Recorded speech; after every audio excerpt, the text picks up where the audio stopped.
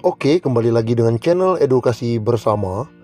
Hari ini saya akan membagikan informasi PNS pada bulan April naik gaji dan dapat rapelan. Wow, ini luar biasa ini. Rapelan apa ini?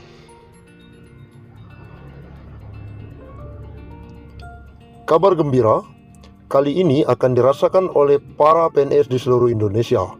Tanpa terkecuali Kota Banjar pun ikut merasakan imbas dari PP nomor 15 tahun 2019 tentang perubahan ke-18 atas peraturan pemerintah nomor 7 tahun 1977 tentang peraturan gaji pegawai negeri sipil. Pada bulan April mendatang akan ada kenaikan gaji senilai 5% bagi seluruh pegawai negeri sipil. Kepala Bidang Pembendaharaan di BPPKAD Riani Dwi Setianingrum didampingi Kepala Badan Anggaran Asep Maulana menuturkan, jika kenaikan gaji tersebut akan dihitung per bulan pada Januari, meski suratnya baru ada bulan Maret sekarang. Ya, ada kenaikan gaji sebesar 5%. Awal April kita rapelkan dari bulan Januari, Februari, dan Maret, ungkap Riani. Gaji yang akan digelontorkan lewat dana alokasi umum atau DAU tersebut tentunya ada kenaikan. Anggaran di tahun termasuk gaji ke-13, gaji ke-14 CPNS 2019 sebesar 162 triliun. Sedangkan untuk penggajian kotor bulan Maret belum termasuk kenaikan 5%. Bagi 2.529 pegawai negeri sipil, sementara pada bulan April nanti anggaran yang dikeluarkan Pemkot dari dana DAU untuk penggajian pegawai setelah dinaikkan 5% menjadi sebesar 11.516 juta sekian untuk 2.523 pegawai, imbu Asep. Pengurangan jatah jumlah pegawai sendiri diutarakan Asep karena adanya penambahan jumlah pensiun yang ada di pemerintah kota. Tepatnya pada bulan April mendatang ada sebagian dari PNS yang sudah pensiun, jadi jumlah pegawai berkurang.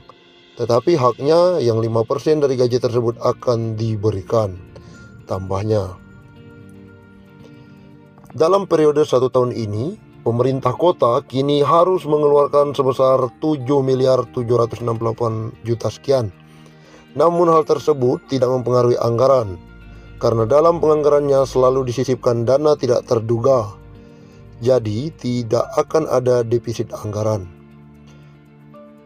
Insya Allah tidak ada defisit, karena kita memiliki anggaran ekris sebesar 2,5% dari jumlah belanja pegawai untuk gaji pokok, tunjangan, untuk penganggaran belanja pegawai, untuk kebutuhan kenaikan gaji berkala, kenaikan pangkat, tunjangan keluarga, dan mutasi pegawai, ujar Asep kepada wartawan.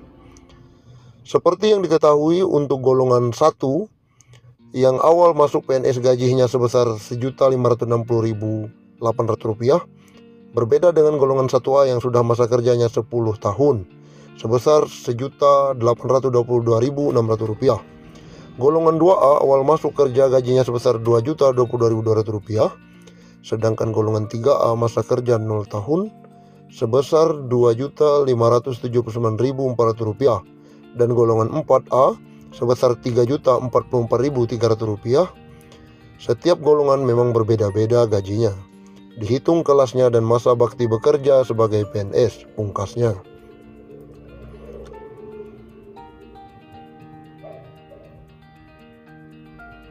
Luar biasa, pemerintah mencoba memberikan kesejahteraan kepada pegawai negeri sipil PNS di bulan April. Ikuti terus channel kami akan membagikan informasi. Terus subscribe, karena subscribe gratis. Terima kasih. Presiden Joko Widodo atau Jokowi menaikkan peraturan pemerintah nomor 24 tahun 2020 tentang pemberian THR kepada PNS, prajurit TNI, anggota Polri, pegawai non-pegawai negeri sipil, dan penerima pensiun atau tunjangan. Dalam belet yang ditandatangani oleh Presiden Jokowi, pemerintah paling cepat membayarkan THR Idul Fitri untuk para ASN paling cepat 10 hari setelah Hari Raya Idul Fitri. Tunjangan hari raya dibayarkan paling cepat 10 hari kerja sebelum tanggal hari raya. Bunyi pasal 15 ayat 1. Meski demikian, THR bukan berarti pasti dibayarkan sebelum lebaran.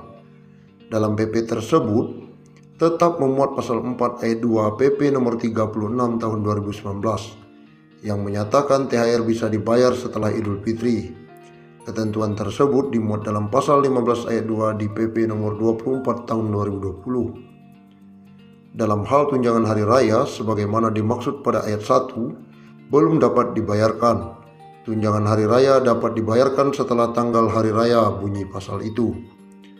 Selain itu, PP 24 tahun 2020 juga memasukkan calon ASN sebagai penerima THR. Selain mengatur penerimaan untuk ASN, TNI Polri maupun penerima pensiunan. Di luar calon ASN, besaran THR diberikan dengan nilai 1 bulan penghasilan yang diterima di 2 bulan sebelum hari raya sesuai pasal 6 ayat 1. Apabila ada selisih penerimaan antara 2 bulan sebelumnya, dengan sekarang pemerintah tetap membayar selisih tersebut kepada ASN.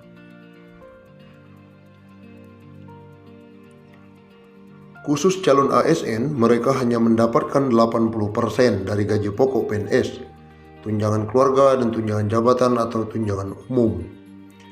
Pemerintah memutuskan untuk kembali memperpanjang pelaksanaan kebijakan aparatur sipil negara bekerja dari rumah.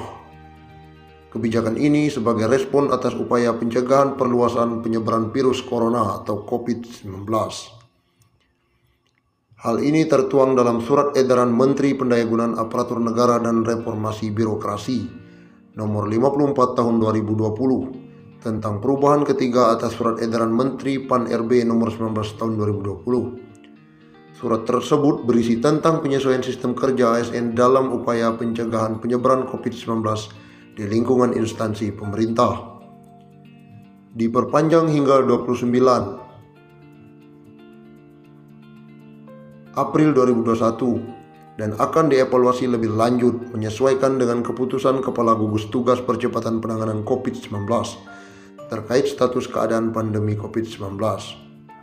Atmaji mengatakan di dalam surat edaran Menteri Pan-RB tersebut dijelaskan bahwa pelaksanaan work from home dilakukan di rumah atau di tempat tinggal di mana pegawai ASN tersebut ditempatkan atau ditugaskan pada instansi pemerintah. Melalui surat edaran tersebut, diberitahukan pula agar pejabat pembina kepegawaian pada instansi pemerintah memastikan agar penyesuaian sistem kerja yang dilakukan di lingkungan instansinya tidak mengganggu kelancaran penyelenggaraan pemerintahan. Selain itu juga tidak mengganggu pelayanan kepada masyarakat. Terkait dengan pembatasan sosial berskala besar, PPK pada instansi pemerintah diminta melakukan penyesuaian sistem kerja bagi ASN. PPK dapat menentukan ASN yang bertempat tinggal di wilayah PSBB untuk menjalankan WFH selama masa PSBB. Atmaji menjelaskan bahwa SE Menteri Pan-RB sebelumnya yaitu nomor 19 tahun 2020 dan nomor 50 tahun 2020 masih tetap berlaku dan merupakan satu kesatuan